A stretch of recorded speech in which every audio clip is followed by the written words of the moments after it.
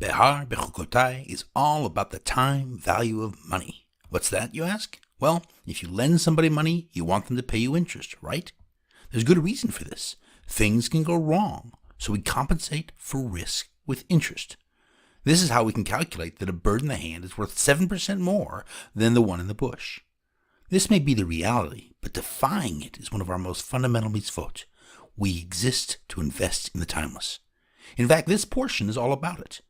When we buy land, we assume every year until the Jubilee will be a good year, and we pay up front for those good years. We say, in defiance of reality, that the bird in the bush is worth exactly the same as the one in the hand. We spend more than something is worth because we are investing in a timeless reality that does not yet exist. We spit in the face of risk in honor of the timeless. But our investment is more than just defiance of risk. Every 7 days, we step outside of the world of creation and destruction. We invest our seventh day in our relationship with the timeless.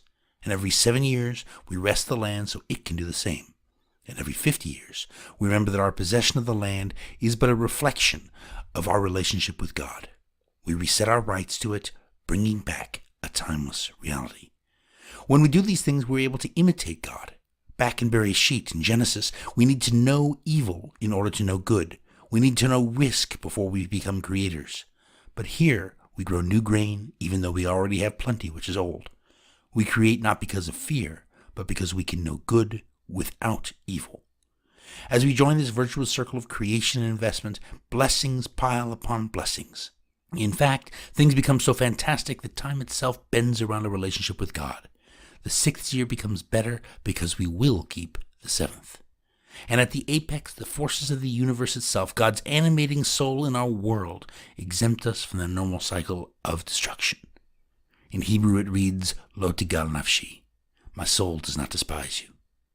The menorah captures this reality. It represents the burning bush, which represents creation without destruction. The menorah represents God's unique power in this world and our greatest ambition. But it doesn't have 6 lights and then a 7th primary one, last in the line.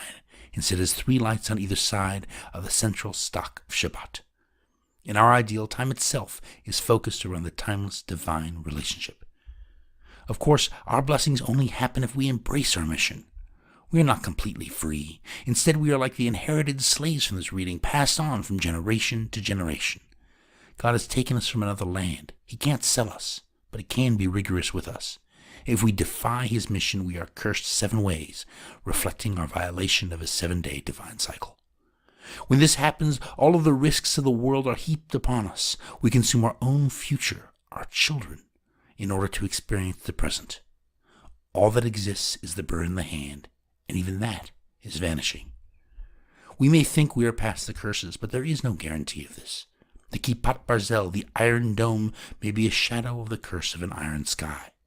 Perhaps it is a reminder that if we want to live in God's land, close to Him and free of fear, we must create in His image, rest on His Sabbaths, and constantly invest in a world without destruction.